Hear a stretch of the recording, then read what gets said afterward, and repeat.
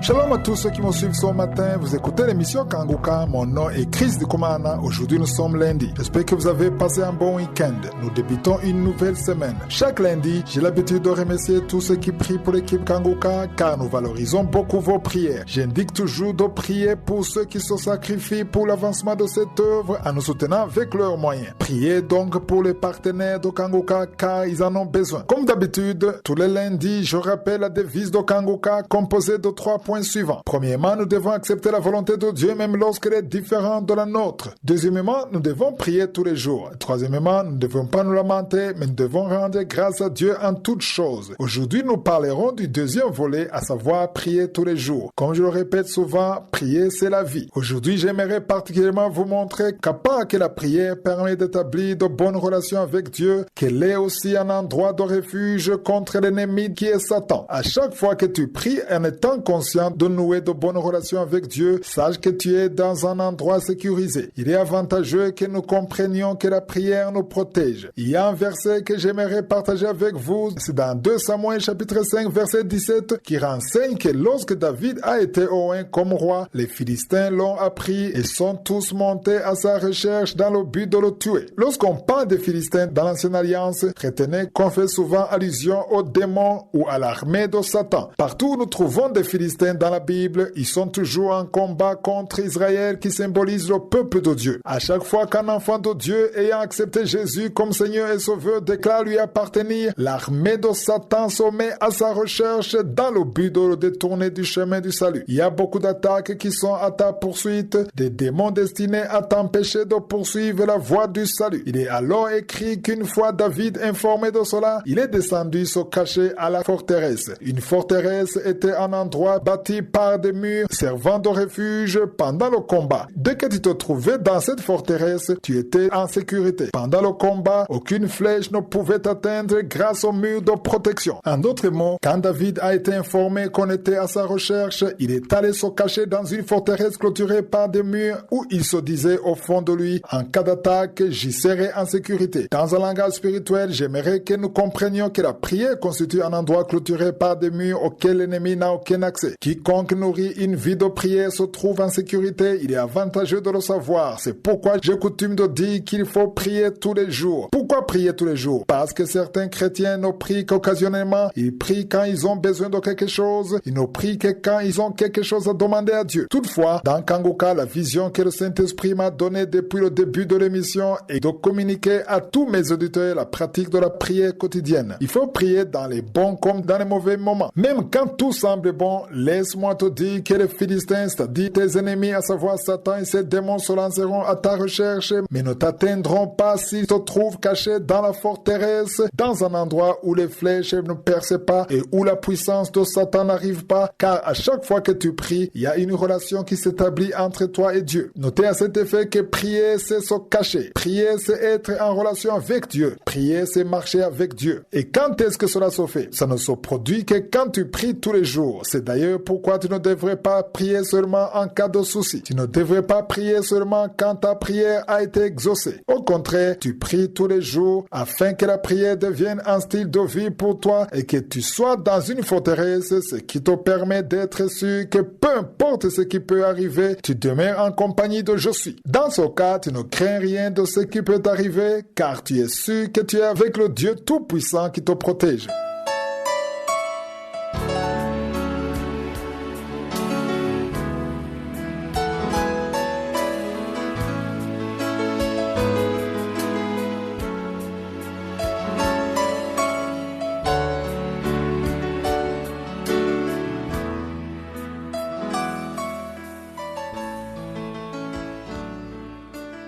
Nous voici à présent dans le moment consacré à l'enseignement et comme vous le savez déjà, je traite toujours de thèmes variés dans la deuxième partie de cette émission. Vendredi dernier, nous avons clôturé la lettre de Paul qu'il a écrite aux Éphésiens et je vous ai dit qu'à chaque fois que nous clôturons l'étude dans le livre de la Bible, nous revenons sur un thème donné, puis sur un autre livre de la Bible, ainsi de suite. Il est bon de prendre du temps pour de tels enseignements car au début de l'émission Kanguka, le Saint-Esprit m'a révélé que les enfants de Dieu ne sont pas suffisamment enseignés dans dans leurs églises, car la plupart ne s'y rendent que le dimanche uniquement pour suivre la prédication. Il est essentiel d'apprendre la parole de Dieu. C'est pourquoi nous étudions livre après livre et que je réserve un temps spécial afin que nous puissions grandir dans l'esprit, car on ne peut pas affronter l'ennemi et tenir ferme dans le salut si on n'a pas la parole en soi. Jésus a dit que l'homme ne vivra pas de pain seulement, mais de toute parole qui sort de la bouche de Dieu. Ainsi donc, la parole est la vie. Avec chaque enseignement, surtout en deuxième partie, il est bon de retenir et de noter les versets quelque part. Ça me fait plaisir d'entendre que beaucoup d'auditeurs de l'émission Kanguka détiennent des carnets ou des blocs-notes. Quelqu'un m'a dit qu'il a plus de 10 cahiers de notes où il consigne tous les versets que j'ai donnés depuis que Kanguka existe. Prenez la peine de noter les versets et de les méditer plus tard. C'est d'ailleurs pourquoi j'écourte l'émission Kanguka pour la ramener dans la limite de 10 minutes, car je souhaite que vous ayez une parole de référence pour la journée. Depuis le début, j'ai eu à cœur que chaque auditeur ait une parole pour la journée, un verset à méditer. J'avais en effet découvert que la plupart ne lisent pas leur Bible. Il est toujours bon que vous lisiez la Bible, il est bon de lire la parole de Dieu. Ces versets que je vous donne sont l'occasion pour vous de demeurer dans la parole de Dieu tous les jours. Au début de la journée, au moment de te rendre au travail, vu que je suis informé que la majorité ont l'habitude de suivre l'émission le matin, écoute Kanguka, note quelque part les versets que je donne et en chemin dans le bus ou dans le train, lis-les à nouveau et écoute ce que le Saint-Esprit te dit. Aujourd'hui, nous commençons un nouveau thème que j'ai intitulé la prière et la supplication. En peu de mots, je compte expliquer la différence qui existe entre la prière et la supplication. La raison qui me pousse à enseigner ce thème est le fait que la plupart des enfants de Dieu ont du mal à faire la différence entre ces deux concepts. Pour eux, la prière et la supplication sont inséparables. Sachez toutefois qu'il y a une différence. Il y a la prière, l'adoration, la louange et l'action de grâce et la supplication. Et il existe une différence entre elles. Il est dès lors avantageux que nous les distinguions. Bien que tu ne saches pas comment les distinguer, le Saint-Esprit agit toujours en toi. Dieu continue à agir. Il reste cependant utile de savoir les distinguer et comprendre ce qu'est la prière. Il en va de même pour les actions de grâce, l'adoration et la louange. Aujourd'hui, je ne vais pas enseigner sur la louange et l'adoration, mais je vais commencer un nouveau thème que j'ai intitulé la prière et la supplication. Je souhaite qu'au terme de cet enseignement, celui qui m'aura suivi soit en mesure de différencier la prière de la supplication, étant donné que ces concepts sont différents. Je vous donne un verset et je vous donnerai un autre domaine illustrant que Paul séparait toujours les deux quand il écrivait ses lettres. Si nous prenons l'exemple de 1 Timothée chapitre 2 verset 1, il est écrit: j'exhorte donc avant toute chose à faire des prières. Je ne sais pas si vous comprenez cela. Il dit: j'exhorte donc avant toute chose à faire des prières, des supplications. Vous voyez qu'il parle de deux choses. Il différencie la prière de la supplication. Il continue en disant des requêtes, des actions de grâce pour tous les hommes. Remarquez qu'ici il parle de 4 concepts. Premièrement, il a dit faites la prière. Deuxièmement, il a dit faites des supplications. Troisièmement, il a dit faites des requêtes. Et quatrièmement, il a dit faites des actions de grâce. Ce sont en tout 4 concepts et je ne sais pas si vous remarquez qu'il les a nettement distingués. C'est ce que je vais continuer à vous expliquer dans Kanguka de demain si je suis le vœu. Une fois que tu auras compris la différence, tes prières vont revêtir une puissance extraordinaire. Que je suis vous bénisse. Passez une excellente journée.